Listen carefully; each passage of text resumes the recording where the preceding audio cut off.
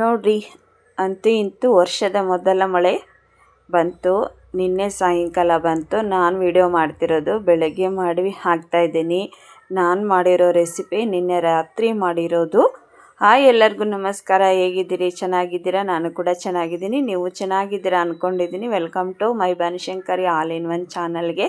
Friends, ಏನು ಗೊತ್ತಾ, ನಮ್ಮ ಮನೆಯಲ್ಲಿ ಸಿಕ್ಕಾಪಟ್ಟೆ ನಮ್ಮ ಯಜಮಾನ್ರಿಗೆ ಜ್ವರ, ಶೀತ ಮತ್ತು ಕಫ ಜಾಸ್ತಿ ಆಗಿತ್ತು. ಅದಕ್ಕೆ ಹೆಸರುಬೇಳೆ ತೊಗೆ ಮಾಡಿಕೊಡು ಅಂತ ಹೇಳಿದರು. ಹೆಸರುಬೇಳೆ ತೊಗೆನ ಮಾಡ್ತಾಯಿದ್ದೆ. ಹೆಸರುಬೇಳೆನ ಕ್ಲೀನಾಗಿ ತೊಳೆದು ಆರಿಸ್ಬಿಟ್ಟು ತೊಗೊಂಡು ಬಂದಿದ್ದೀನಿ. ಹೆಸರುಬೇಳೆ ತೊಗೆ ಅಂತಂದರೆ ಹೆಸರುಬೇಳೆ ಪಾಯಸಕ್ಕೆ ತೊಗೆ ಅಂತ ಕರೀತಾರೆ ಅಂತ ಅನ್ಬೋದು. ಏನು ಗೊತ್ತಾ, ಈ ಹೆಸರುಬೇಳೆ ತೊಗೆನ ನಾವು ಈ ಥರ ಮಾಡಿಕೊಟ್ರೆ ಬೇಗ ಶೀತ ಕಂಟ್ರೋಲ್ ಆಗುತ್ತೆ ಮತ್ತು ಕಫನೂ ಕಂಟ್ರೋಲ್ ಆಗುತ್ತೆ ಅಂತ ತೋರಿಸ್ತಾ ಇದ್ದೀನಿ. ಬನ್ನಿ ಮತ್ತೆ ಯಾವ ಥರ ಮಾಡೋದು ಅಂತ ತೋರಿಸ್ತಾ ಇದ್ದೀನಿ. ಈಗ ನಾನು ಹೆಸರುಬೇಳೆ ತೊಗೊಂಡಿದ್ನಲ್ಲ, ಅದನ್ನು ಸ್ವಲ್ಪ ಹುರ್ಕೊತಾ ಇದ್ದೀನಿ. ಸ್ವಲ್ಪ ಕೆಂಪು ಕಲರ್ ಬರೋವರೆಗೂ ನಾವು ಹುರ್ಕೋಬೇಕು ಹೆಸ್ರು ಕಾಳನ್ನು. ಆಮೇಲೆ ಬೇಳೆ ಮಾಡಿಬಿಟ್ಟು ಬೇಳೆ ಕ್ಲೀನಾಗಿ ಎಲ್ಲ ಚಪ್ಪರಿಸ್ಬಿಟ್ಟು ತೊಗೊಂಡು ಬಂದು ನಾವು ಹೆಸರುಬೇಳೆ ತೊಗೆ ಮಾಡ್ಬೋದು. ಯಾವ ಥರ ಅಂತ ಕೇಳ್ಬೋದು. ನೀವು ಹೇಳ್ಬೋದು ಹೆಸರುಬೇಳೆಯಲ್ಲೇ ಮಾಡ್ಬೋದಲ್ಲ ಅಂತ. ಆದರೆ ಈ ಥರನೇ ಬೇರೆ ಆಗುತ್ತೆ, ಆ ಥರನೇ ಬೇರೆ ಆಗುತ್ತೆ. ಈ ಥರ ಮಾಡೋದ್ರಿಂದ ಬೇಗ ಶೀತ, ಮೈಕೈ ನೋವು, ಜ್ವರ ಕಂಟ್ರೋಲ್ ಆಗುತ್ತೆ ಅಂತ ನಮ್ಮ ಅಜ್ಜಿಯವರು ಹೇಳ್ತಿದ್ರು. ಅದಕ್ಕೆ ನಾವು ಈ ಥರ ಹೆಸರುಬೇಳೆ ತೊಗೆನ ಮಾಡಿಕೊಡ್ತೀವಿ. ಇಲ್ಲಿ ನೋಡಿ, ಇಷ್ಟು ಹುರ್ಕೊಂಡ್ರೆ ಸಾಕು. ನಾವು ಹೆಸರು ಕಾಳನ್ನು ಇವಾಗ ಇದನ್ನು ಸ್ವಲ್ಪ ಹೊತ್ತು ಆರೋದಕ್ಕೆ ಬಿಡಬೇಕು. ಹಾಗೆ ಡೈರೆಕ್ಟಾಗಿ ನಾವು ಹೆಸರುಬೇಳೆ ಬೇಳೆ ಮಾಡೋಕ್ಕೋದ್ರೆ ಬೇಗ ಆಗೋದಿಲ್ಲ, ಸ್ವಲ್ಪ ಆರಬೇಕದು. ನೋಡಿ, ಪೂರ್ತಿ ವಿಡಿಯೋ ನೋಡಿ ಸಪೋರ್ಟ್ ಮಾಡಿದರೆ ನಿಮಗೆಲ್ಲ ಅರ್ಥ ಆಗುತ್ತೆ. ಅರ್ಧಂಬರ್ಧ ವಿಡಿಯೋ ನೋಡಿದರೆ ಏನೂ ಗೊತ್ತಾಗೋದಿಲ್ಲ. ಅದಕ್ಕೆ ಹೇಳ್ತಾ ಇದ್ದೀನಿ, ಈ ಪೂರ್ತಿ ವಿಡಿಯೋ ನೋಡಿ ಗೊತ್ತಾಗುತ್ತೆ ಅಂತ. ಇಲ್ಲಿ ನೋಡಿ, ಒಂದು ಪ್ಲೇಟಿಗೆ ನಾನು ಅವನ್ನ ತಕ್ಕೊಂಡಿದ್ದೇನಲ್ವ, ಸ್ವಲ್ಪ ಹೊತ್ತು ಹಾರೋದಕ್ಕೆ ಬಿಡಬೇಕು ನಾವು. ನೋಡಿ, ಈ ಥರ ನೀವು ಮನೇಲಿ ಸಾಣಿ ಕಲ್ಲು ಇದ್ದರೆ ಸಾಣಿ ಕಲ್ಲಿಂದ ನೀವು ಇವನ್ನ ಈ ಥರ ಮೇಲ್ಗಡೆ ಕೇರ್ಬೋದು. ಇಲ್ಲ ಅಂದರೆ ಹಾಗೆ ಒಂದು ಚಂಬ ಅಂತೀವಲ್ಲ ನಾವು, ಚರಿಗೆ ಅಂತೀವಲ್ಲ, ಆ ಚರಿಗಿಂದ ನೋಡಿ ಈ ಥರ ಮೇಲ್ಗಡೆ ಈ ಥರ ಮಾಡ್ಬೋದು. ನೋಡಿ, ಈ ಥರ ಸಾಣೆ ಕಲ್ಲಿಂದ ಅರಿಯೋದು ಅಂತ ಹೇಳ್ತಾರಲ್ಲ, ಆ ಥರ ಮಾಡ್ಬೋದು. ನಿಮ್ಮನೇಲಿ ಚಂಬಿದ್ರೆ ಚಂಬಿಂದ ಈ ಥರ ಎಲ್ಲ ಹೆಸ್ರು ಕಾಳು ಮೇಲ್ಗಡೆ ಈ ಥರ ಮಾಡಿದರೆ ಬೇಗ ಬೇಳೆ ಆಗ್ತವೆ. ಬೇಳೆ ಮಾಡೋದು ಅತಿ ಸುಲಭ, ತುಂಬ ಚೆನ್ನಾಗಾಗುತ್ತೆ. ನೋಡಿ, ಈ ಥರ ನೀವು ಹೆಸರುಡೆ ಮಾಡೋಕ್ಕೂ ಸಹಿತ ಇದೇ ಥರ ಮಾಡಿ ಹಿಟ್ಟು ಹಾಕ್ಸಿದ್ರಿ ಅಂದರೆ ತುಂಬ ಚೆನ್ನಾಗಾಗ್ತವೆ. ನೋಡಿರಿ, ಇದೆಲ್ಲ ನಮ್ಮ ಅಜ್ಜಿಯರು ಹೇಳ್ಕೊಟ್ಟದ್ದಂತೂ.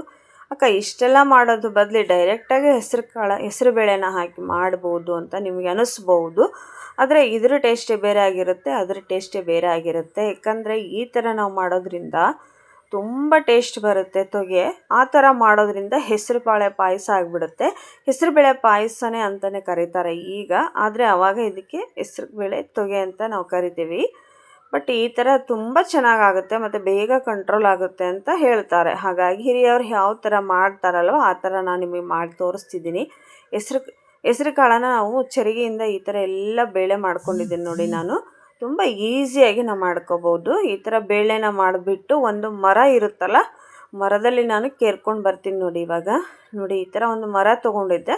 ಬೇಳೆ ಆಗಿರುತ್ತಲ್ಲ, ಎಲ್ಲ ಬೇಳೆನೂ ನಾನು ಮರ ತೊಗೊಂಡಿರ್ತೀವಲ್ಲ, ಮರ ಇಲ್ಲಾಂದರೆ ನೀವು ಒಂದು ಪ್ಲೇಟಲ್ಲಾದರೂ ಕೇರ್ಬೋದು. ಸಿಪ್ಪೆ ಹೋಗಲಿ ಅನ್ನೋ ಉದ್ದೇಶಕ್ಕಷ್ಟೇ ಸಿಪ್ಪೆನೂ ಹಾಕಿ ಮಾಡ್ತಾರೆ. ಆದರೆ ನನಗೆ ಯಾಕೆ ಸಿಪ್ಪೆ ತೆಗೆದು ಮಾಡೋಣ ಅಂತ ಸಿಪ್ಪೆ ತೆಗೆದು ಮಾಡ್ತಿದ್ದೆ. ನೋಡಿ, ಇವಾಗ ಸಿಪ್ಪೆನೆಲ್ಲ ತೆಗೆದುಬಿಟ್ಟು ನಾನು ತೊಗೊಂಡು ಬರ್ತೀನಿ.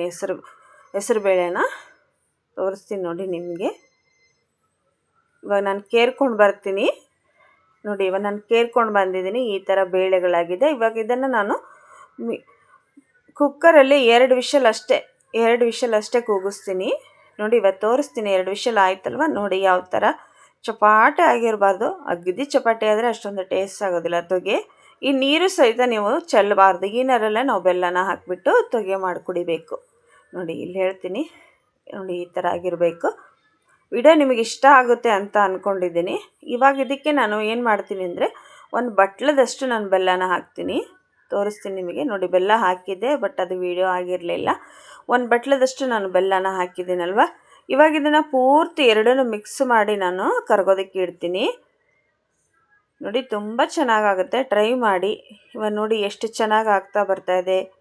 ನೋಡಿ, ಇದೇ ಥರನೇ ಹೆಸರುಬೇಳೆ ತೊಗೆ ಮಾಡೋದು. ಎಷ್ಟು ಚೆನ್ನಾಗಾಗುತ್ತೆ ಅಂತ ಟ್ರೈ ಮಾಡಿ. ಸ್ವಲ್ಪ ಶುಂಠಿ ಪುಡಿ ಮಾಡಿ ಇಟ್ಕೊಂಡಿದ್ದೆ. ಶುಂಠಿ ಪುಡಿ ಅಷ್ಟೇ ಹಾಕ್ತಾಯಿದ್ದೀನಿ, ಏಲಕ್ಕಿ ಪುಡಿ ಏನು ಹಾಕ್ತಾಯಿಲ್ಲ. ಆಮೇಲೆ ಇದಕ್ಕೆ ಇನ್ನೊಂದು ಹೇಳ್ತೀನಿ, ನೀವು ಏನಪ್ಪ ಅಂತಂದರೆ ಒಣ ದ್ರಾಕ್ಷಿ ಮತ್ತು ಗೋಡಂಬಿ ಇವನ್ನೆಲ್ಲ ಹಾಕಬಾರ್ದು.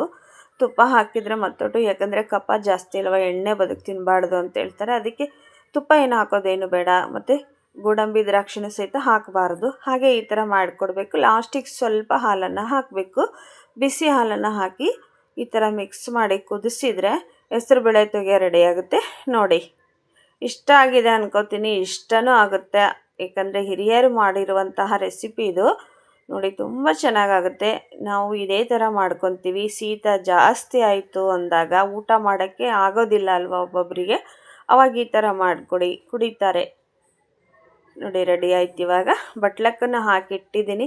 ತುಪ್ಪ ಮಾತ್ರ ಯೂಸ್ ಮಾಡಬೇಡಿ, ಅವರಿಗೆ ಮೊದಲೇ ಕಫ ಇರುತ್ತೆ ಅಲ್ವ, ಹಾಗಾಗಿ ತುಪ್ಪ ಹಾಕೋದ್ರ ಬದಲು ಈ ಥರ ಸಿಂಪಲ್ಲಾಗಿ ಹೆಸರುಬೇಳೆ ತೊಗೆ ಮಾಡಿಕೊಡಿ, ಕುಡಿತಾರೆ. ಊಟ ಮಾಡಲ್ಲ ಅನಿಸ್ತತಿ, ಮತ್ತು ಗಂಜಿನೂ ಕುಡಿದು ಬೇಜಾರಾಗಿರುತ್ತಲ್ಲ, ಅವಾಗ ಈ ಥರ ಮಾಡಿಕೊಡಿ. ಇದನ್ನು ಮಾತ್ರ ಎಷ್ಟು ಕುಡಿದ್ರೂ ಅವರಿಗೆ ಬೇಜಾರಾಗೋದಿಲ್ಲ. ಬಿಸಿ ಬಿಸಿ ಹೆಸರುಬೇಳೆ ತೊಗೆ ರೆಡಿಯಾಗಿದೆ. ನಿಮಗೆ ವಿಡಿಯೋ ಇಷ್ಟ ಆಗಿದೆ ಅನ್ಕೋತೀನಿ. ಏನಾದರೂ ತಪ್ಪಿದರೆ ಕ್ಷಮಿಸ್ರಿ ಅಂತಲೂ ಕೇಳ್ಕೊತೀನಿ. ಮತ್ತೆ ಸಿಗ್ತೀನಿ. ಧನ್ಯವಾದಗಳು ಫ್ರೆಂಡ್ಸ್.